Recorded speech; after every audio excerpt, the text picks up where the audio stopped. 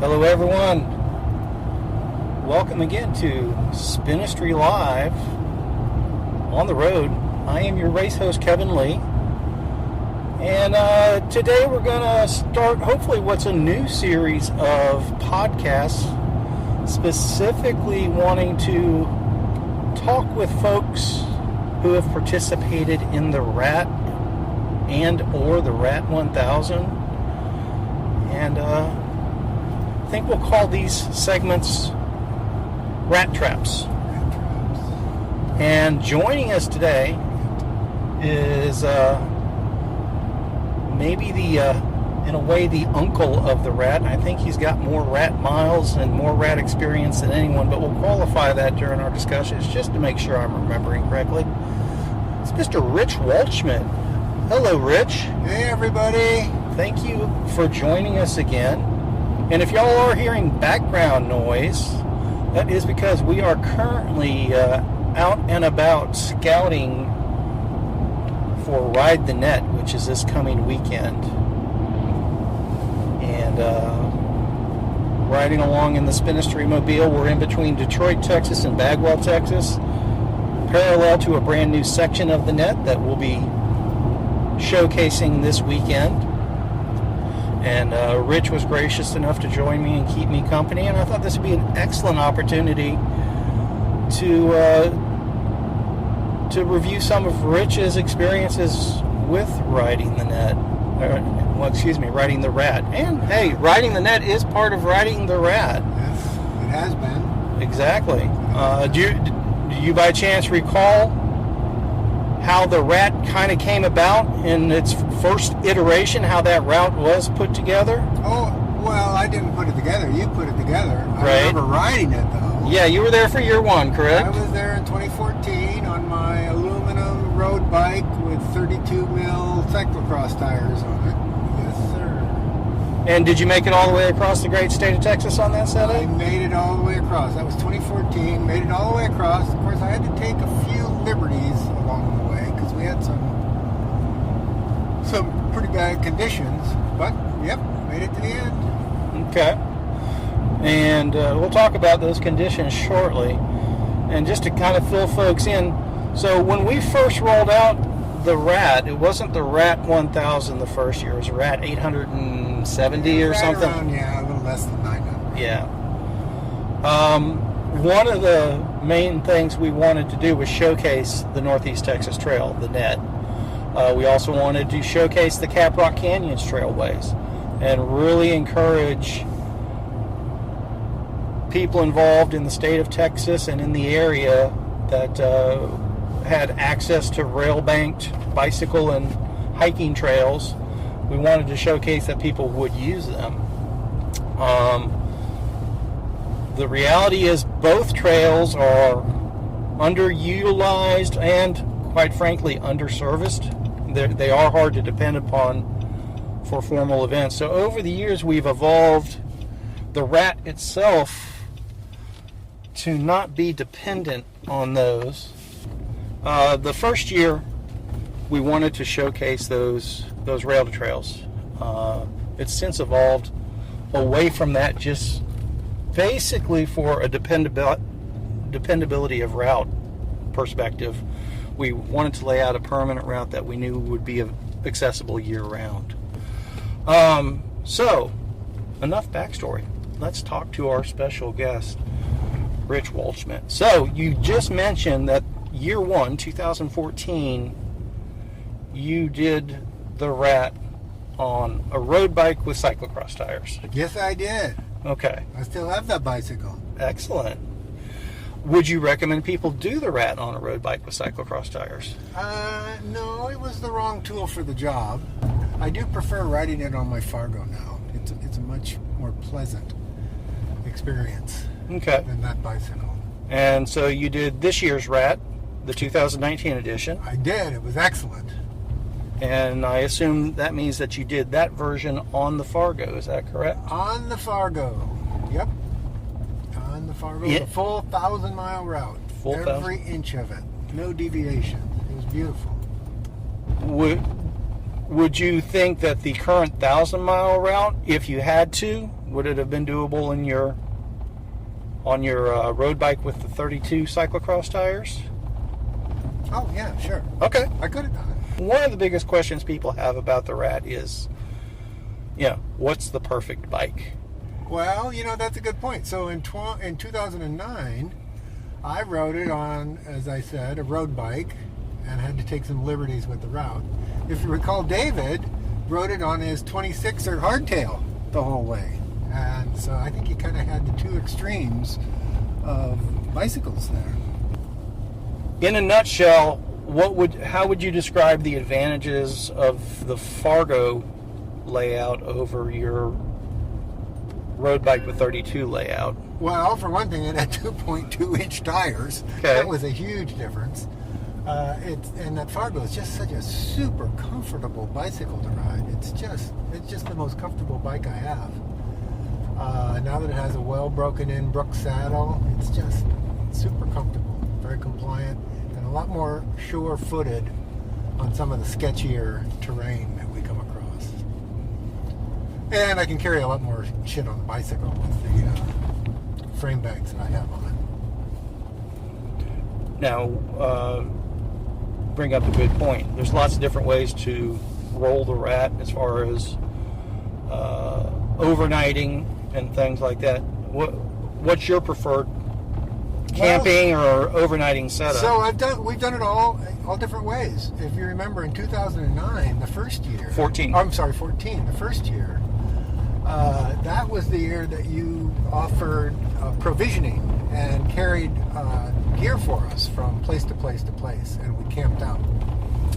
So we had, the first year you carried our gear for us, and that allowed us to bring way too much shit, and it was too heavy to carry even from your truck to the campsite. But it was a lot of fun. It was actually a ton of fun because there were people in camp every night, and you could all recount how the hell you made it through that sandy pitch before the campground or whatever it was. So that was a blast. The next year, in 15, I carried all my gear on my bike, and we camped a few places, but what I kind of discovered was there was a pretty strong siren call to stop in a motel every couple of nights just to launder your kit and maybe take a shower and things like that. So I didn't use the camping gear every single night. So subsequently, I have abandoned my gear and now plan on staying in a motel every night. And that's what I've done last year and 2 years before when I completed the route. And that's just, it's perfect because the sections that are, there's good towns with good motels about every 100 miles, 100 and a quarter. So there's really no need to carry anything other than layers of foul weather clothes and all the stuff you need to keep your bike rolling. So how many times have you completed the Rat at this point? Okay, so I have participated all 6 years, but I only completed it every 4 times. Okay. So before we go any further, and to avoid all the flame mail we're going to be getting, although that's flattering, I doubt that I have most Rat miles logged. We'll leave that too. Who would have more? Oh, Presser, probably. Rick Presser, maybe. Maybe Ray Lamb. He's done several ad hoc. Well, you know what, though? So, yeah, I completed it 4 times. 2 years I had family obligations that prevented me from completing it. One year I did a nano rat just from Farmersville to Paris, and in the process, I rode with Granny and alienated her on that route. We subsequently are back on speaking terms. And then, not this year, but last year I had to withdraw in Whitesboro for issues. But yeah, I completed it 4 times, and I think that's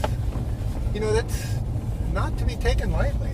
Not in the least. It's a tough course, and a lot of people find that they get out there and it's either more than they had bargained for, or more often conditions are more adverse than their schedule had allowed.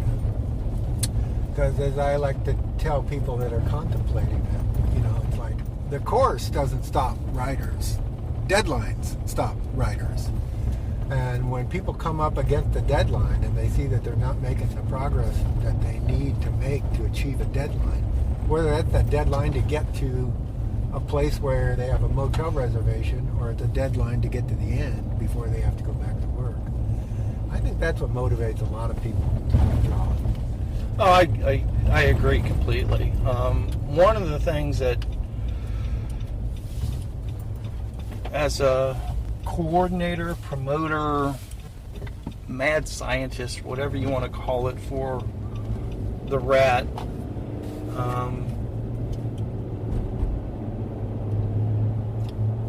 one of my biggest frustrations is people that have a very specific idea of what their rat experience is supposed to look like. And once it starts to deviate from that for whatever reason, it can be weather, it can be an unexpected mechanical, it could be family obligations, whatever. People get off their mental plan and start to have frustrations. Yeah. And then that starts, there's no doubt that physicality is a large part of being able to complete the rat, but I really think the majority of it is a mental thing. It is, and it's a hard course. It's a really hard. It is course. hard. And don't forget, from Texarkana, Arkansas to Tucumcari, New Mexico, is about 600 miles to drive your car. Right. Our bicycle route is 1,000 miles. Right. And as much fun as it is to have little Easter eggs thrown in on a weekend mountain bike trip, there's Easter eggs all over the place on this 1,000-mile journey. So there's some hard ground to cover. As I also like to say, there's like 1,000 reasons not to finish the course, and each of those reasons is 1 mile long. So it's tough. I like that. I like that a lot. 1,000 reasons to not finish the rat. Yeah. And I think Lynn Ballard is responsible for about 32 of those reasons on those nasty red roads out in Hall County. Red roads are my personal favorite section of the rat. Have you ever ridden it on a bicycle? No, Just FYI. No, I have bicycle? not. No, you I haven't. have not. Oh, okay. Unfortunately, that is on my to-do list. That'd be fun to do it in this truck. Yeah. It was even more enjoyable in Lynn's truck. I bet. All right. Well, actually, you've touched on the red roads. It's something we talk about. It's something the rat veterans are familiar with.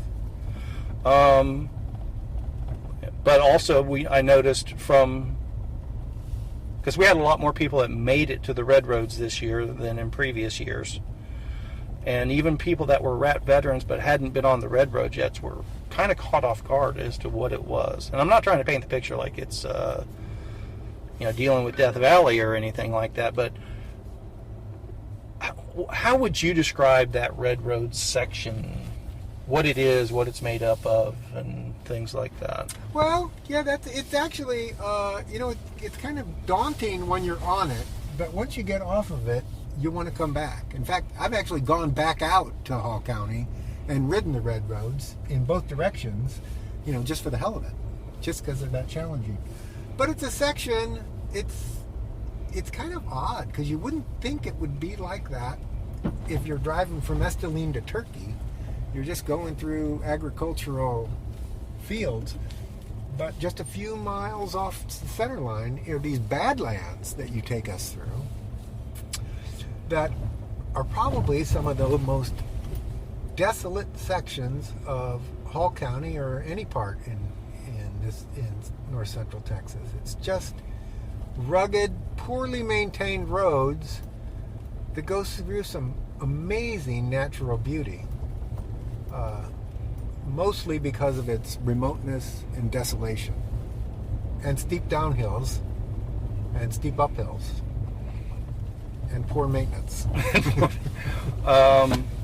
Would you consider it dangerous? It could be dangerous if you don't know what you're doing. I mean, some of these downhills, there's some, longitudinal washouts in them that you could slip your bicycle into that crack and go over the top, and you'd be there for a long time before somebody came to pick you out. But no, if you ride within your limits, it's not dangerous. It may take you a while to get through, so you gotta make sure you have plenty of time. I am really digging this section of road here.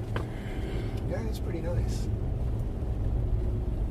And just to reset, we are, while we're chatting here, scouting the lollipop on the east end of the Ride the NETT. A couple of roads I've never been on before, but I'm pretty sure anyone that joins us, assuming this lollipop works like I think it will, I think people are going to really enjoy this section. Yeah, this is a pretty nice little pathway. Now, going back to the red roads, Yeah. that almost looks like a rail bank there.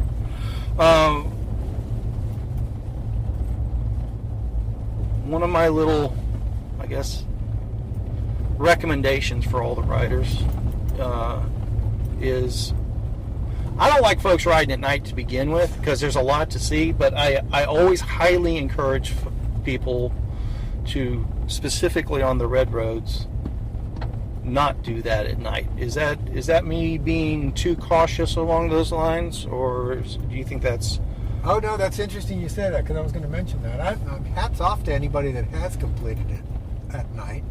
And I think some of the Amarillo boys did it at night. If not in a group, then maybe Jimmy Atha did it himself at night.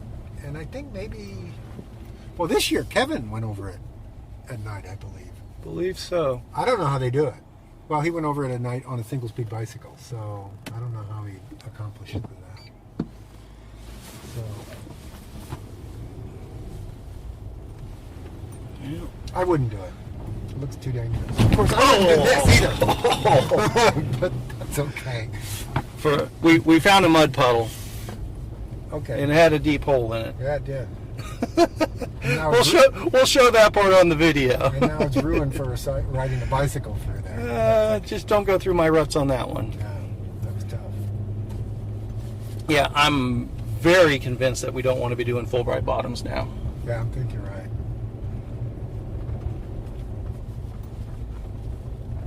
That's a pretty cool road. This is one of those roads that you're riding a bicycle over it, and you're thinking two things. It's like, how did Kevin ever find this road? And then the second question you ask yourself is, why is this road even here? Why did the county even bother to make a road here? That is something to consider. There's no doubt about that.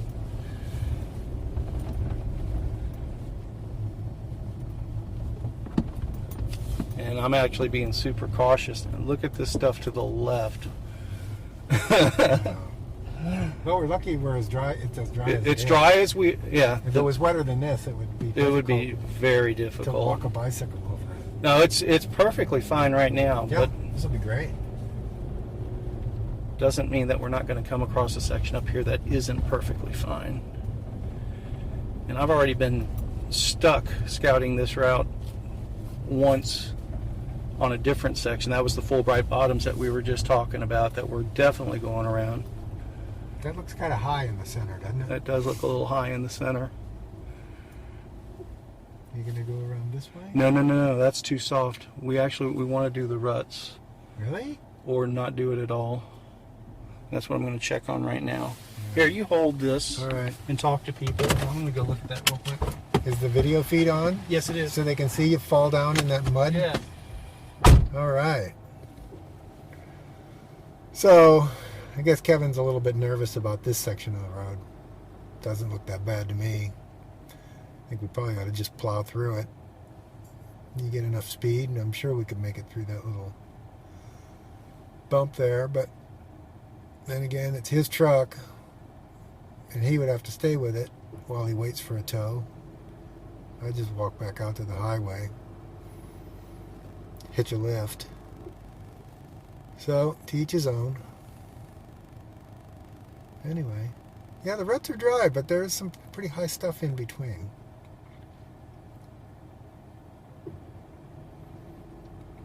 what he thinks we're going to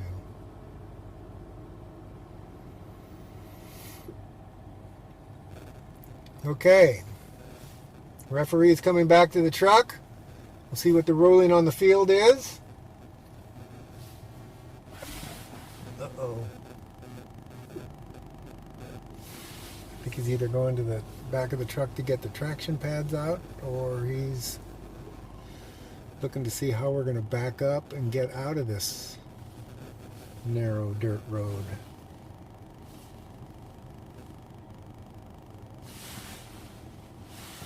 Or maybe he's just using the facilities. Hard to say.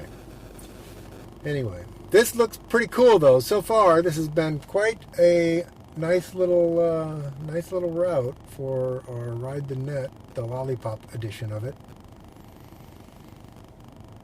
If you saw the overview of the route Kevin's got laid out, we start out in Paris and do a long handle along the net, and then do this lollipop loop up here on the east. And those of us that are doing the longer route will do a similar lollipop on the west side of the net. What did you decide? What's the ruling on the field? Uh-oh, we're going into 4WD. Low. 4 low, just to be safe. Could we just, is the oil pan going to be able to scrape off those high points? That's a darn good question. I'm going to try to fade left up there where you can see the other track and hopefully straddle that a little bit. All right. Let's see. Doesn't look that tall.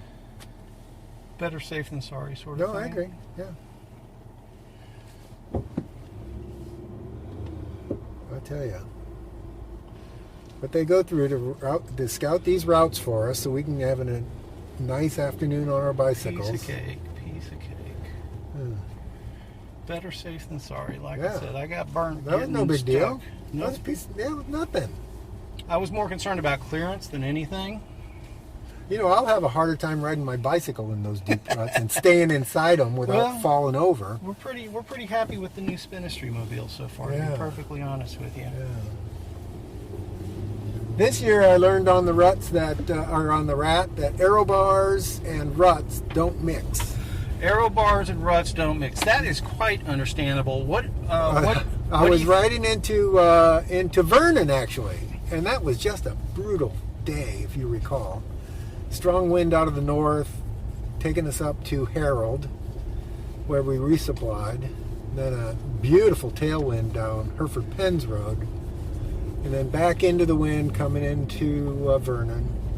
It was the one night that I didn't get to the end before sunset, so I'm riding into the dark on the unrocked road south of Vernon.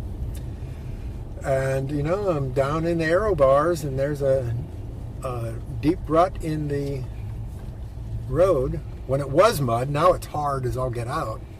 And man, my front wheel caught that the wrong way, and I had no control of directional control, and so I spilled and tore up my knee for the third time that week. You were a bloody mess. Oh, that was bad. Yeah, it was pretty bad. And it took a long time to heal. But it's fun, right? It was fun. And what my wife told me, she goes, well, you probably shouldn't have used the water from that stock pond to rinse the wound. That might have been... Where are we going? That way. Okay. That looks rideable. That's totally rideable. That's beautiful. It's pretty awesome. A child could do it. This is fantastic.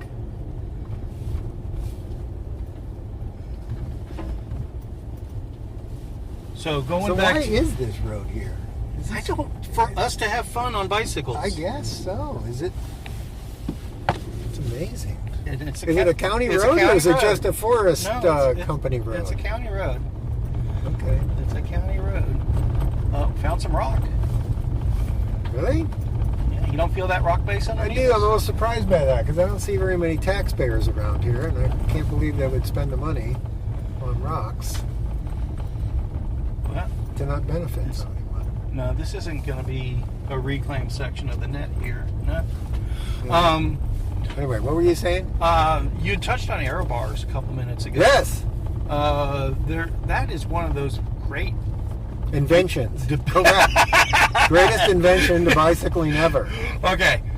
In the gravel world, though, there's a lot of divisiveness around aero bars. I don't know if you're familiar with that. Oh yeah, I read some of that, but don't forget that's racers. That's racers complaining about each other. There's a lot of the non-racers that mock the use of aero bars for gravel rides and gravel riders and endurance rides. Well, they might not understand the purpose of it. And that's about where I was. Yeah. So let me tell you what I think the purpose what's of the purpose of aero bars on an endurance? There's really no setup? point in getting into too aero of a position to ride 8 miles an hour down a rocky gravel road. It doesn't really pay off that much. But what it's really good for is just laying down and almost taking a nap on your bicycle while you're going. It's probably the most comfortable way to sit there and grind out a lot of miles on the bike. And then, as my friend Jimmy Atha pointed out to me, once you're down in the aero bars, your 2 hands are free, so you can unwrap a Cliff Bar or another kind of candy bar. Shotgun you can do a beer, maybe. No, I wouldn't do that. But yeah, you get a lot more utility when you can kind of just sort of steer with your elbows, assuming there's no ruts. As I pointed out earlier. Yes, yeah. And the ruts negate those advantages, correct? Yeah. So it's not really. In fact, they shouldn't call them aero bars when we use the way we do. We should call them comfort bars. It's just a comfort bar. You are so full of good ideas today. Exactly. But yeah, I wouldn't attempt it without comfort bars on my bicycle. And I'll be honest with you, that is one area of the bicycle industry and gravel bikes and the accoutrement around gravel bikes. Yeah. I'm actually surprised. Accoutrements, that was pretty good. I think that's French. Hey, we're going to Louisiana too. So. Okay, good. I'm surprised that nobody has come out with gravel-specific comfort bars yet, to be honest with you. Okay, wait a minute. An adaptation of aero bars. All right. So we already have a nonsensical term called gravel-specific bicycle. Is it nonsensical? Which means nothing to me. Okay. Somebody's come up with now an even more nonsensical item called a gravel-specific drivetrain, which makes no sense to me. I'm definitely going to have to agree with you there. And now you're saying we're going to have gravel-specific accoutrements? I'm saying I'm surprised that some, I'm not going to name any specific companies, that some bigger company hasn't come out with here's gravel comfort bars as opposed to and they're fundamentally aero bars. Yeah, it could but be. they would I'm just surprised that it hasn't come out with that gravel specific spin on an aero bar setup. Now that said, I personally I'm a fan of using the Fred bar to raise up my aero bar setup. Do you just use regular aero bars? I do, but I have a 40 mil riser on them. High risers. Yes, exactly. Okay. But that's to get the position. A secondary benefit of that is to have a little bit more relaxed position. The real reason I did that was, again, another tip from Jimmy out in Dalhart, now Estes Park, was because it brings them up off it allows you to reclaim the top tube or the top of the bars, so you have a different riding position, and it allows you to get access to your feed bags. Whereas if they're clamped down on the bars, A, it's too aggressive for me, and B, then you can't put your hands down on the bars. Sometimes you can't get to the feed bags. Blah blah blah. Do you use your gravel specific comfort bars as additional mounting for bags or lights or anything like that, or is it? Oh yeah, I put lights on it. Yeah, that's where I mount my lights. I don't run a dynamo hub because I don't like to ride at night. So I just have a few stick lights, and I stick them up on the bars to light the way. And hopefully, I only have an hour or two through twilight to get me to wherever I'm stopping. Okay. Do you ride the aero bars on all of your gravel rides, or is that just when you're doing multi-day type stuff? Oh, I find almost any time I get on that bicycle and I get to a stretch where I'm just pedaling, man, I drop into them just because it's so comfortable. So yeah, I use them. I will tell you though, I do have a gravel-specific red blinky taillight on that Fargo. How so? What's that? How so? How is it gravel-specific? I think we just went through the fact that gravel specific is a nonsensical term. But I thought that's where you were going. I was just making sure. But it's super bright and it blinks for a long time. I was making sure you weren't contradicting yourself. Kind of where I think that's kind of what I think about that. Yeah. Okay. This is another new. So that's road. That. But don't forget, this is just one man's opinion. It's not like I'm a bicycle racer. I'm just an old man on a bicycle. So. And how old are you, Rich? If you don't mind my asking. It's not legal to ask that in the workplace. And this is your workplace. It's not your workplace, though. I'm 65 years old and still riding the rat. And how many miles a year do you, I don't know if typical is an appropriate word, but what sort of mileage range do you ride each year? Well, that's a sore subject because my mileage is way down this year.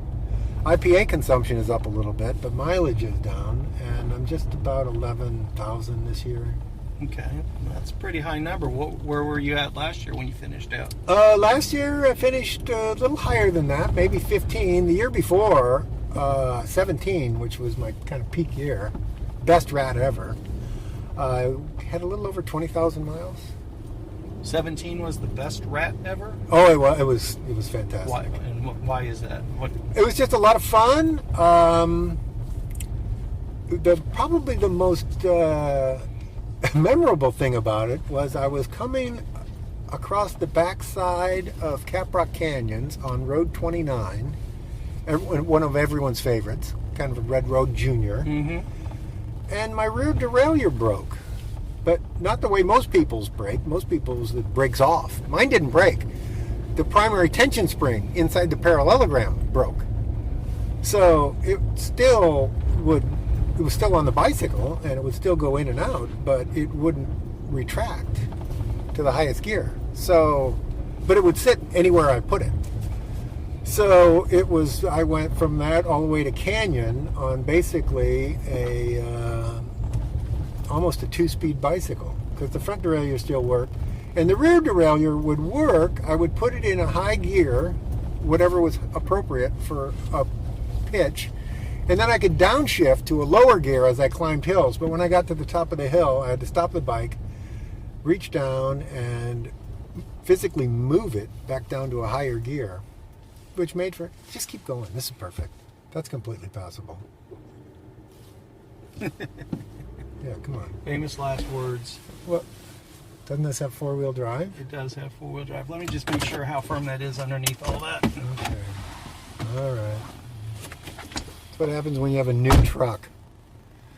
You want to baby it the whole way. Anyway, let me finish telling the story, because it was actually pretty memorable.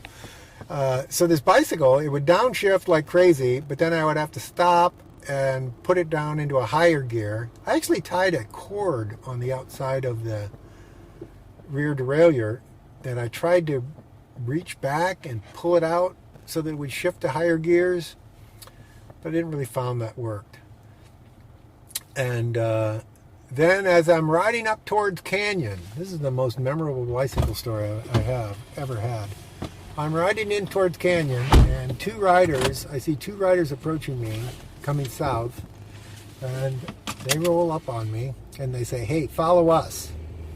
And they turn around, and I follow them into Canyon, and we go to the town square in Canyon, right there by the courthouse, and there are a few of my Amarillo buddies waiting for us with a replacement rear mech. And in about 5 minutes' time, we have a new rear derailleur mounted on that bicycle and aligned, and I'm back on my way. It sounds like to me probably one of the most memorable experiences on a bicycle. You're admitting justification for me to disqualify you. We discussed about that in the year that it occurred, and we talked about that. And the Amarillo, the High Plains, that doesn't look good. The High Plains contingent considered that to be neutral support because they do it for anybody. They do it for anybody. That's right. All right. Now, this doesn't look good, however. You might need to have some speed to go through that. Yeah. Sometimes speed is the worst thing. Mother of invention. What are we going to do? On this one. I don't know about this. Doesn't look that bad. We're going to ride a bicycle through it. Well, what he needs to do, he needs to figure out how deep those ruts are and how much water's in it. So he's going to need to go over and step off of that into the water and see how far up his leg it goes. Here he's going to try. He's thinking about it.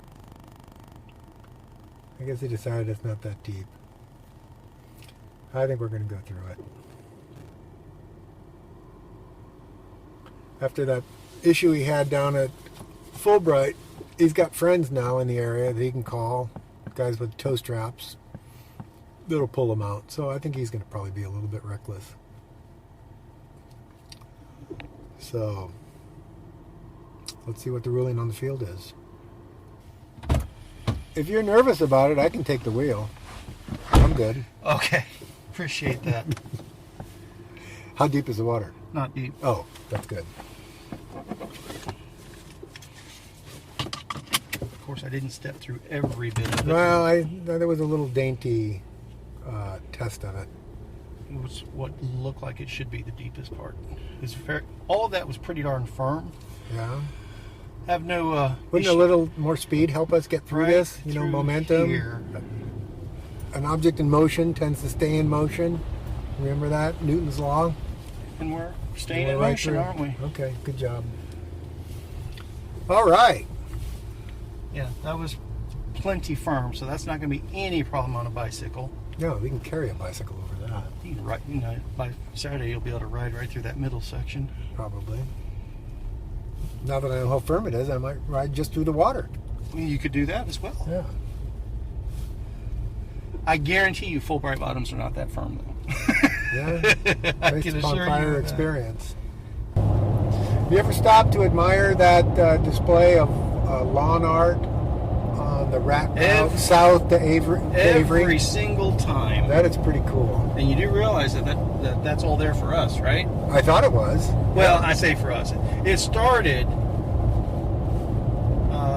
for them to show off for the rat riders going by, but then it just became it's catering to the cyclists and anybody that's doing the backwoods stuff in the area. Wow. So, and it's just gotten bigger and bigger each. And I think there's 2 or 3 houses along It looks like it, yeah. doing stuff now. But there's a lot of stuff. Yeah, it's really cool. Put a lot of effort into it. Really cool. I'm a big fan of that Avery area in general. Those folks They have really go above certainly and beyond. They have gone above and beyond for us. That's right. Yeah, it really started out austere. I remember the first rat in 14, we rolled in there, and they just had, a cooler with some water and some Gatorade and Some fried pies. and they had some food to eat. But subsequently, they've always scheduled their yearly fish fry to be on the day that we roll through. So that makes riding the rat extra fun. So what about this next evolution of the rat? The Ruta Suave? La Ruta Suave. The Ruta Suave. The smooth route. Smooth route, meaning Well, it's going to be paved. Yeah. So basically, it was 2 years ago with the stage race, we had the weather issues. Yeah. That we had to do some route modifications to try to keep the stage racers on close to schedule. We did end up with 1 0 day because of mud. Yeah. But that was also a day that allowed me to play with the maps and come up with some mostly paved go-around routes for what we knew were going to be additional muddy sections. So we basically ended up with maybe 35 to 45% of the rat laid out, same overnight destinations, but with pavement go-arounds out of necessity for that year. And this past year for the rat, we had a group that did their own paved version of the rat, but their goal was to, for as long as practical, and they had a different endpoint that they were shooting for. Where did they? They were going to Lubbock. Lubbock. Well, actually, they were going to Texaco, which was the state line, but then ultimately they were going back to Lubbock because that's where their transportation Prior was. to veering off towards Lubbock, they they wanted to do the same overnight destinations as the regular rat stage race. And I got to thinking about that. It's like, you know what? We really need to come up with pavement go-arounds for the whole thing, because weather could always be a factor. Actually, weather always is a factor. It is a factor. For any particular stage to have a paved version already laid out will allow us just to always stay on schedule. Unless it's like, something biblical, Right. So that way, stage racers never have to go off schedule, no matter what the weather is. But it's like, you know what? There's going to be people that want to just ride that paved version anyway. Right. And it's, hey, if we can get some extra folks that show up for the paved version, and our stage racers, and our folks that want the semi-supported, or even the ITT riders that just want to stay on that stage schedule, that gives us the opportunity to have a nice big group for the traveling circus just to show up in the same town together each night for the whole week. Going back to what you were talking about earlier, that year one traveling circus thing we had going, that definitely was a good time. That was fun. Yeah, I mean, It's a blast. That was one of those things where, there's a lot of lightning in a bottle type thing to that particular one. Yeah. But I think we can still encourage more of that, for lack of a better term, social aspect of it, just hanging out with each other. Because everyone's tired by the end of each day. It's not like, we're going out, doing keg stands until 3 in the morning or anything like that. But a beer and a half and a good meal and chat over a campfire is not a bad way to finish off the night. No, and everybody rolls in at a different time, though, so you can always cheer somebody coming in. And that's always fun, too. Or you can get back up out of bed when Peter rolls in and gets everybody up out of bed. So that's fun. No, I think that's the best part of it, the whole traveling gypsy camp aspect of it. So the Route de Sauve would be paved. So I think this year, if I do that, I'm going to resurrect Big Red and take Big Red on the paved route. Big Red is the aluminum road bike that I rode in the 2014 inaugural rat. With the 32 cycle. Well, yeah, but no, I've got 38 Gravel King file treads on it now. I think that would. It's a little more. And that brings up a good point. Because now, if I see an unpaved pitch I want to take, boom. Exactly. And that's a good point that anyone that's listening going, oh, hey, I'd like to take my carbon road racing bike out and do that La Route de Sauve. No. The La Route de Sauve is paved, but I wouldn't consider it glass smooth. You're still going to want an adventure bike setup of some sort. And who knows, you may, even if you're intending to do the whole paved thing, you may find a spot or a day say, let me try the gravel on this day for a bit. Give yourself the flexibility to do anything you may come across. Right.